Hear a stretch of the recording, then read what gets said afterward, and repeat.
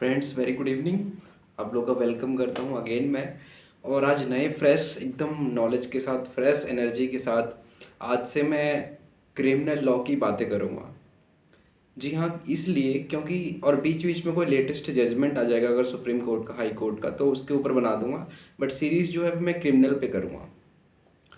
तो criminal law में मैं सबसे पहले आपको ये बताना चाहता हूँ कि इंडिया में जैसे क्राइम तो बहुत तरह के आईपीसी के अंडर बहुत सारे क्राइम है। वाइट कॉलर क्राइम है, money laundering, corruption, narcotics, drugs, etcetera etcetera, बहुत सारे क्राइम्स हैं।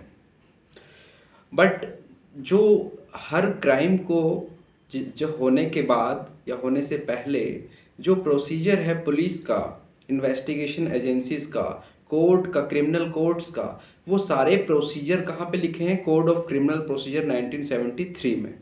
ठीक है। लेकिन उसमें सेक्शन 5 में लिखा हुआ है कि अगर कोई स्पेशल लॉ है, जैसे कि बताया मनी लॉन्ड्रिंग, नारकोटिक, ड्रग्स, तो अगर उनके एक्ट में अलग प्रोसीजर खुद से नहीं दिए गए हैं किस तरह से प्रोसीडिंग करनी है, तब सीआरपीसी में चलेगा, अदरवाइज वही चलेगा। तो मेनली भी सीआरपीसी पे आते हैं।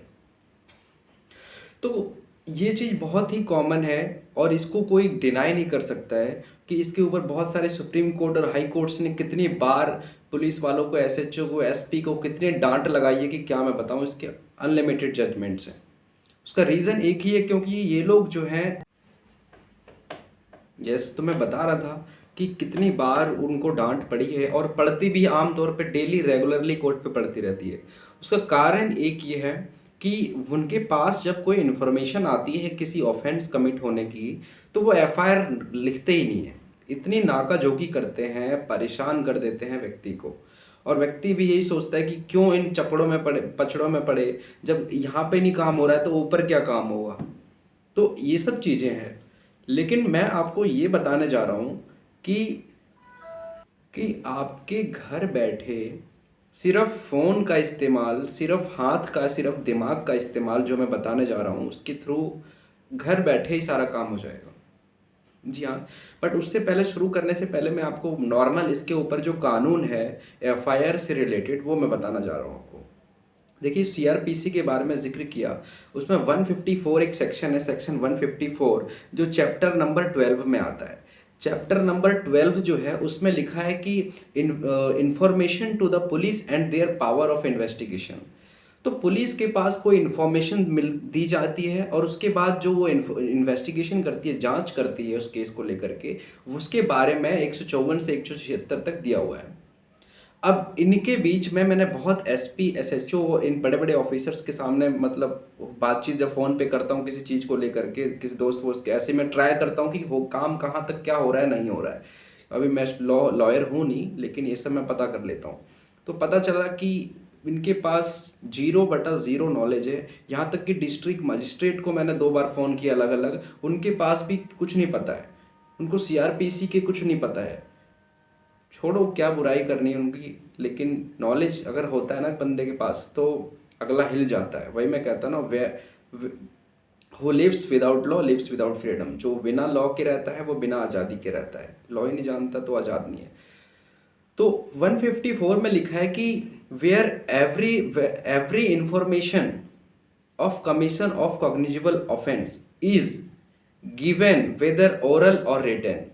या तो ओरल में मुंह से बोल दिया पुलिस को, लिखित में मुंह से, लिखित में लिख करके पुलिस को दे दी इन्फॉर्मेशन को ऑफेंस की। और ऑफेंस कौन सा होना चाहिए? कॉग्निजिबल। और कॉग्निजिबल ऑफेंस जैसे जो ज़्यादा खतरनाक होते हैं, मर्डर, डेथ, मर्डर हो गया, है ना, डकैती हो गई, रॉबरी हो गई, चोरी हो गई, एक्सटॉर्शन हो गया, रेप हो गया, वुमेन के रिलेटेड ऑफेंसेस हो गए, और भी बहुत सारी चीज़ें। ये सब क्या है? Cognizable offence. शेड्यूल फर्स्ट में दिया गया है सीआरपीसी में ये सारी चीज़ें।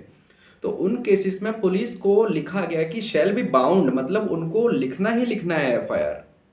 ठीक है। और लिख करके, पढ़ करके इन्फॉर्मेंट को सुनाए, जिसने इन्फॉर्म किया है उसको पढ़ करके सुनाए कि जी ये जो लिखा है, जो आपने बोला, देख लो, मैच कर लो। उसके बाद इन्फॉर्मेंट वहाँ पे साइन करेगा। साइन करने के बाद एक कॉपी फ्री ऑफ कॉस्ट जो है पुलिस वाला जो है, इंस्पेक्टर जो भी है, वो आपको देगा फ्री में। तो ये 3 लॉ है। अब 2013 में जब अमेंडमेंट हुआ था, जब निर्भया वाला जो केस हुआ था इतना बड़ा, पूरा देश उससे वो शॉक हो गया था, तो वो जब बहुत प्रेशर पड़ा तो लॉ में चेंज हुए। 2013 का क्रिमिनल लॉ अमेंडमेंट, जिसमें कि बहुत सारे महिलाओं के रिलेटेड जितने भी लॉ थे सब में फेरबदल, सब में चेंजेस किए, सबको एकदम खतरनाक बना दिए गए। तो उसी में से ये 154 एक सेक्शन है उन्हीं में से, जिसमें यही कहता है कि कोई भी इन्फॉर्मेशन अगर पुलिस को मिलती है कॉग्निजेबल ऑफेंस की। अब यहाँ पे आप पूछोगे कि इन्फॉर्मेशन कैसे भाई, क्योंकि पुलिस वाले के आपके जाते हो पुलिस वाले के पास तो कहता है कि भाई इसका जुरिस्डिक्शन यहाँ नहीं, यहाँ का मामला नहीं है, तो वहाँ का मामला नहीं है, तो ये कॉग्निजेबल ऑफेंस नहीं बन रहा है, तो आप पेपर पे लिख करके दे दो, हम देख लेंगे। ये मैं बता रहा हूँ आपको, पेपर पे जो प्रोसेस है, इसी को मैं एक जांच सीक्रेट इन्वेस्टिगेशन कर रहा था, तो एक बार एसएचओ के साथ था, तो उसने मुझे दिखाई 100 कंप्लेंट एक दिन की। 100 में से सिर्फ 5 पे उसने एफआईआर रजिस्टर करी थी, 95 सीधा कूड़ेदान में। क्योंकि इसका कारण ये है ना, क्योंकि जो आपने कंप्लेंट दी उसको लिख करके उसका कोई रिकॉर्ड नहीं है लॉ के हिसाब से, क्योंकि वो पेपर सिर्फ पेपर रख लिया ऐसे ही, और साइन उसमें साइन भी नहीं मारते, खाली मोहर मार के दे देते हैं, तो उसका लीगल देखा जाए तो कोई रिकॉर्ड नहीं है। क्योंकि क्रिमिनल प्रोसीजर सीआरपीसी कहता है कि क्रिमिनल प्रोसीडिंग 2 तरीके से स्टार्ट होती है। एक होती है एफआईआर के थ्रू, जो अभी मैं बता रहा हूँ। दूसरा होता है कोर्ट कंप्लेंट, सीधा कोर्ट में केस होता है सेक्शन 200 सीआरपीसी में, उसके बारे में लोग नहीं जानते हैं, ठीक है। लेकिन मैं अभी 154 एफआईआर वाला प्रोसेस बताता हूँ। तो जब कोई जाता है व्यक्ति एफआईआर करवाने के लिए, तो उसको ऐसे ऐसे बोलते हैं जुरिस्डिक्शन नहीं है वगैरह नहीं है। एक जो केस था सुप्रीम कोर्ट का, सिद्धार्थ वशिष्ठ मनु, जिसको @ मनु कहते हैं, सिद्धार्थ वशिष्ठ को मनु कहते हैं शॉर्ट में, versus government of NCT of Delhi, जिसको अगर आप मैं बताऊं इजी में तो जसिका लाल मर्डर केस आप लोगों ने सुना होगा, जसिका लाल का, जी हाँ। तो जसिका लाल का जब मर्डर हुआ था रात को 2 बजे, तो उस समय जब पुलिस के पास फ़ोन गया था मोबाइल से, तो यही बात जो इन्फॉर्मेशन उसने दी, ऐसा ऐसा हो गया, वैसा वैसा हो गया है, तो ये जब ऊपर कोर्ट्स में, हाई कोर्ट्स में इंटरप्रिटेशन के लिए गया कि क्या इन्फॉर्म करना पुलिस को कि ऐसा ऑफेंस हुआ है, ये फर्स्ट इन्फॉर्मेशन है। क्या एफआईआर का डेफिनेशन होता है ना, फर्स्ट इन्फॉर्मेशन रिपोर्ट, तो पहली जो सूचना मिली पुलिस को वो है फर्स्ट इन्फॉर्मेशन। तो क्या उस फोन कॉल की जो बातें उसने बोली वो फर्स्ट इन्फॉर्मेशन ऐसा ट्रीट किया जाए? सुप्रीम कोर्ट ने हेल्ड किया इस केस में कि एफआईआर जो है फर्स्ट इन्फॉर्मेशन रिपोर्ट है। अगर कोई इस मकसद से फ़ोन करता है कि पुलिस की हेल्प के लिए, तो वो एफआईआर नहीं है। एफआईआर वो होता है जब आप किसी घटना को जान जाओ कि क्या है नहीं है, और उसके बाद लिख करके दो या फिर पुलिस को बताओ। अब ये भी नहीं कि सुप्रीम कोर्ट ने बहुत सारे जजमेंट्स में ये हेल्ड किया कि जैसे पुलिस वाले बोलते हैं ना कि क्या है, क्या हुआ, नहीं हुआ, कैसे हुआ, सब बताओ, डिटेल में बताओ, ये बताओ। तो सुप्रीम कोर्ट की बहुत सारी जजमेंट्स है, एक है साउथ का लेकर के करके है, और ललिता कुमारी का भी है, जिसमें क्लियरली बोला गया है कि आपको ज़्यादा सवाल जवाब नहीं करने, आपको सिर्फ जो चीज़ बता रही है, भले 2 लाइन बताए, वो 2 लाइन में अगर आपको नज़र आ रहा है ऑफेंस मेड आउट हो रहा है कॉग्निजेबल, तो आप बाउंड हैं एफआईआर रजिस्टर करने के। आपके पास कोई भी डिस्क्रिशनरी पावर, कोई मनमर्जी इस्तेमाल करने का दिमाग का पावर नहीं है। सुप्रीम कोर्ट ने clearly Lalita Kumari versus state of Uttar Pradesh 2014 का जो केस है उसमें यही हुआ था कि लड़की बहुत परेशान थी, किडनैपिंग वगैरह हो गया था, उसका बहुत था, और पुलिस कोई एफआईआर नहीं करती। एफआईआर करने के लिए सुप्रीम कोर्ट तक पहुंचना पड़ा, बताओ, एसएलपी लेकर के। अब जब सुप्रीम कोर्ट ने ऑर्डर दिए तो उस समय ये मैटर बहुत हाईलाइट में आया था कि भाई ये सही में ये पुलिस की बहुत दादागिरी चलती है एफआईआर करने को लेकर के। क्लियरली डायरेक्शन सुप्रीम कोर्ट ने दिए हैं कि अगर इन्फॉर्मेशन कॉग्निजेबल आई तो पुलिस को एफआईआर लिखना ही है। उसको कोई, उसके पास कोई पावर नहीं है कि ये डिसाइड करेगा कि इसमें लग रहा है कि नहीं लग रहा है। ये जांच करनी पड़ेगी और जांच नहीं करनी पड़ेगी, झूठी बता रहा है कंप्लेंट या सच बता रहा है, कोई मतलब नहीं है। आपको लिखना है तो लिखना है, ठीक है ना। एक ये हो गया। अब पिछले पे आता हूँ, जसिका लाल मर्डर केस में सुप्रीम कोर्ट ने बोला कि अगर फ़ोन के थ्रू कम्युनिकेशन, टेलीकॉम, ईमेल वगैरह किसी भी तरीके से भी इंफॉर्मेशन आती है तो आपको एफआईआर लॉन्च करना है, क्योंकि 154 सेक्शन में कहीं भी इस बात का जिक्र नहीं है कि इन्फॉर्मेशन कैसी आती है, फ़ोन से आती है कि कोई खुद पुलिस स्टेशन चल के आता है कि कोई थर्ड पर्सन से आता है, खाली इन्फॉर्मेशन आना चाहिए, ठीक है।